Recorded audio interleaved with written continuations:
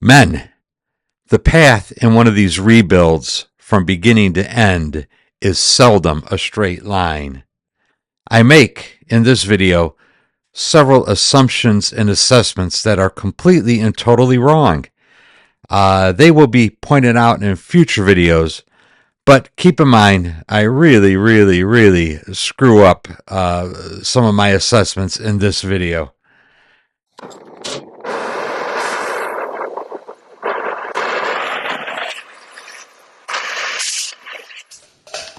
Men, and I use the term loosely.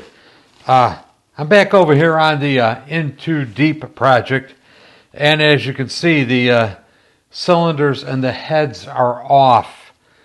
It's a bad news, good news. Well, the good news is not so good. The bad news is far badder than the good news is good. The good news is the cylinders are not that bad.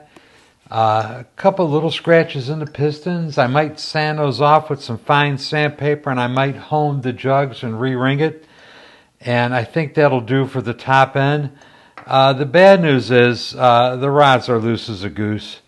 Just horrible.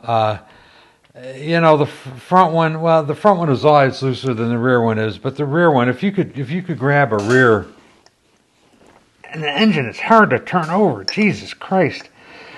I don't know what's up with that. Jeez Louise. Yeah, that's a concern, let me tell you. But anyway, the rear rod, if you could rock the rear rod back and forth, that's bad. And the other thing that's bad is, the rear piston pin bush is not bad, but the front piston pin bush, I could rock the piston back and forth on the piston pin bushing. So this bushing is shot. This one might be okay, and the rod races are shot. So, my goal here was to turn a roadworthy bike over to somebody when I sell it. So, I gotta pull the engine and split the cases. There's really no way around that. In good conscience, I mean, I could put this together and it'll run. It might not even knock too bad, but I can't do that. So the motor's coming out. Cases are getting split. The rods are getting redone. The only saving grace to this, if there is a saving grace, is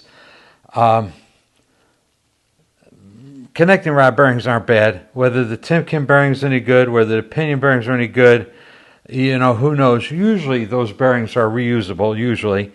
So we'll just have to see. Hopefully when I get it out and I split the flywheels, hopefully the shafts are straight.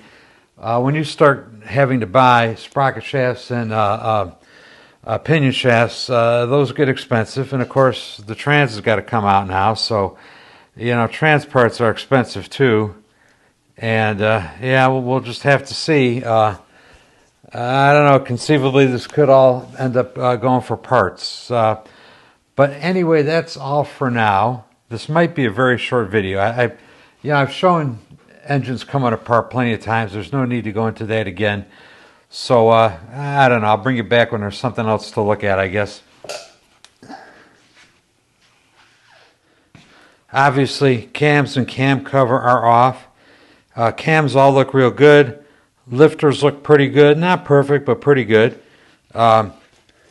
Pistons, haven't decided what I'm going to do yet. Earlier, the engine was hard to rotate. Once I got the cam cover off, it got a lot easier to rotate. So I assume a bushing is too tight in there.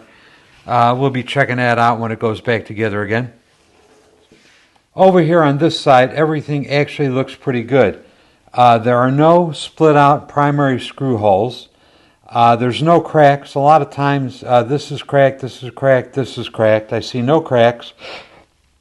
There is one weird thing that must have been going on at one time. I don't know if you can make out, but you see these little gouges over here? Something let loose in the trans at one time or another. And a piece of what let loose I'll be able to show you in a second here. But anyway, something let loose in the trans, and somebody's been in there before.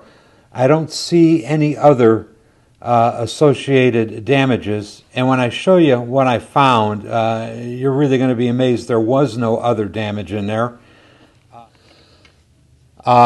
This drain plug hole was stripped out, and somebody shoved a pipe thread plug in there. So I may have to fix that. I'm going to take a look at the threads and see what kind of shape everything is in. But yeah, very, very, very nice set of crankcases. This will be a very good motor for somebody. Extremely rare that I find a set of, what are these? Now, these are 51 years old, 51-year-old crankcases with no cracks in them. Very rare that I see that. These things are always busted up. It's just the way they are. This right here was in the bottom of the transmission, and it is part of a broken countershaft low gear. How in the hell does somebody take a trans out to replace broken gears? And obviously there was a problem. You saw where something jammed in the bottom of the case. How in the hell does a guy take a trans apart to replace parts in it and not see this laying in the bottom of the case? And I'm sure this is a countershaft low gear tooth because it matches exactly a countershaft low gear. How do you break this gear and not find this laying in the bottom of the trans? How do you do that? So obviously somebody's been in there. This is the gear I removed from the trans, and it's in perfectly good shape, as are the rest of the gears in the trans. All right, here are the heads. Rear, front. They don't look great, but they don't look horrible either. Somebody's been in here before. This valve has the HD number on it. This intake valve does not. And I might be wrong, but this one looks bigger than this one. I got another engine I could steal heads off of if need be. And I've got plenty of parts laying around. I've got, and I'm trying to build this on a budget over here, really sincerely. I've got sets. I got at least one set of used valves that's in pretty good shape that I may end up using in here. This exhaust valve looks pretty deep in the seat. And this intake valve looks pretty deep in the seat too. This exhaust valve looks very high in the seat. And this intake valve looks pretty good. I think this head is less worn than this head. But, I got to take it apart and we'll take a look at it and see what goes. Cylinders don't look horrible. They're 60 over. There are some barely detectable scratches. These might be something that I could just hone and re-ring and call it good to go. You could see some scratches in here, but I can't even feel these. So, they're superficial. So anyway, the cylinders might be good for honing and re-ringing and calling them good.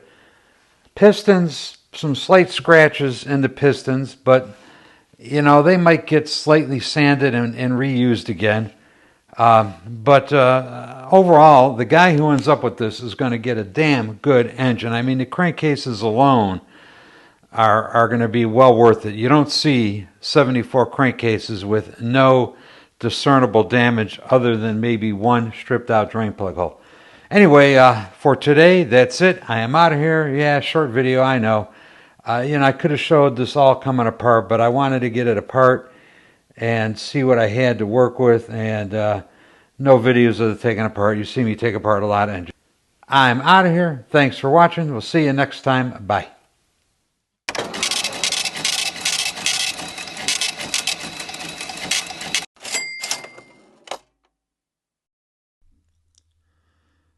Men, if you like this channel and this content, the single most important thing you could do to help grow this channel is to hit the subscribe button.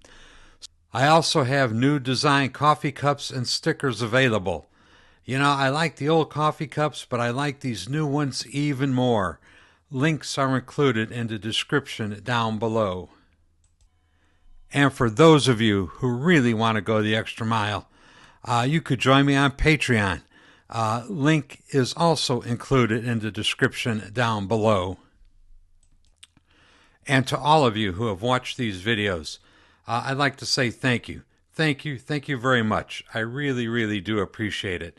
We'll see you next time. Bye.